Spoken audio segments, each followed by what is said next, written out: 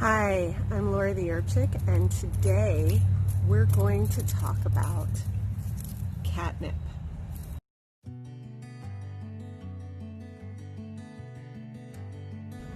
Hi, catnip is a plant that is really well known to all of us who are cat owners and cat enthusiasts. Everyone's aware of the crazy reactions that our feline friends have to this plant right here. You can often see them rolling around in it after one sniff, and they behave almost like they're on a drug-induced high. And for cats, it does seem to increase their libido, and it's fun to watch as humans and rather entertaining. However, you want to take it easy on the catnip for them. It can also be a digestive stimulant for them, mildly. There is some debate on whether or not it's humane to expose kitty cats to that type of thing. However, we know that's how they react. It's very popular at pet food stores and found in many little toys, like the little fabric mice that have catnip in them to encourage the kitties to play with it and get them behaving in a manner that is rather playful. But today we're going to talk about how you can use it medicinally as humans. So right here I have a rather large stand of catnip that I have growing behind my deck. Now, I love catnip. It smells fantastic. It is a member of the mint family. There's a lot of members of the mint family, but you can tell by the way it grows that it is along the same lines as other mints. It does have an aroma to it. It's not as strong as peppermint or spearmint or chocolate mint or my favorite pineapple mint. However, it does have a little bit of a minty smell to it. It has some of the same chemical constituents as other members of the mint family, like oregano and peppermint and spearmint and chocolate mint. There's also a cross in between catnip and peppermint. It's called catmint. That is a little more minty and has some attributes of both plants.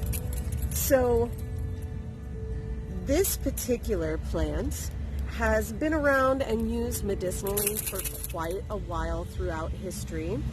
The Hoh, Delaware, Iroquois, and Cherokee all have well-documented uses of catnip in their traditional medicinal toolbox. They used it a lot for tummy complaints for children and for adults likewise. Usually what's used is the flowering tops, which are dried for tea. However, you can pull a leaf and chew on it, just like that. In the 17th century, Culpeper, a very famous herbalist at the time, wrote of catnip being used for tummy troubles. Because it is a member of the mint family, it relaxes smooth muscle, which means that it's going to relax the muscle of the stomachs. So when you have that gripping tummy pain, a little tiny bit of catnip is okay. Okay, some catnip tea. When my older boys were younger, they had colic, something terrible. And any new mother knows that colic is a hideous, painful condition for the infant, as well as a sleep-robbing condition for the parent. I would reach for a glycerin-based extract that was catnip mixed with fennel, and the two of those together in small quantities in that glycerin-based extract would relax my oldest son's digestive tract, and so he could fart without pain. Picture gastritis, which is what they call colic in an adult, and basically all this does is relax that smooth muscle and allow things to pass through without pain. okay? You don't need a lot, you only need a little. That leaf I just stuck in my mouth to eat will probably be plenty for the entire day for me. Like I said, you want to use small amounts. You can make a nice little cup of tea with the catnip. You can add a little bit of star anise for some flavor and as a bitter colagogue to kind of make the bile move through a little better. Catnip is a mild laxative, which allows the bowels to move in a little more of a less harsh manner than, say, senna, which is super popular in a lot of commercial available blends. Like, they'll have senna and apricot together, and I'm not going to say brand name, but you know, you can combine the word senna and apricot and you get a pretty well-known brand of laxative. However, it can produce gripping abdominal pains. Catnip is a slightly more mild option if that is your desired effect. As of right now, there isn't a lot of research on whether or not it is safe for pregnant women.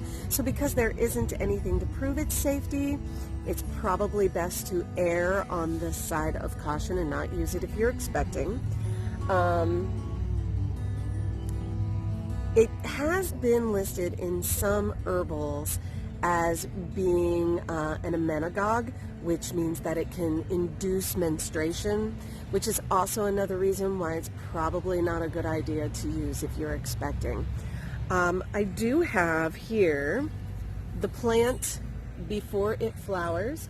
You will see there's a little bit of a color difference. This one has been inside and this plant is growing outside. So we've had a little drier of a year than usual. So it has just a little more of a paler green tint to it than this indoors grown catnip plant. In Spanish, this plant is known as nabata. It is listed in a modern herbal written by Maud Greevy in 1931, so not exactly super modern anymore. However, she wrote about it in 1931 and said that the root can be rather overstimulating for people, so it's best just to stick to the aerial parts. That means everything growing above the ground. Like I said, the easiest way to utilize this plant is to snip off the flowers at the top when they bloom, which right now this is blooming. Once you rinse the bloom off with a little bit of cool water to remove any dirt or residues, just put it in your mug, boil your water, pour the boiling hot water over the top of the plant matter. You can let that steep 2 or 3 minutes, and as I discussed, you can add something else to add a little flavor, like some anise or fennel or caraway seed. Something that would also help along the digestion is definitely welcome. Catnip is also known for its relaxing qualities and is sometimes listed as what they call a nervine herb. Therefore, it may be helpful for those who suffer from sleep disturbances, in small quantities, of course. If you found this video helpful or interesting, or you want to see more of it, do me a favor and hit that like button, subscribe to my channel, hang out with me more often, and be sure to check me out on herbchickonline.com.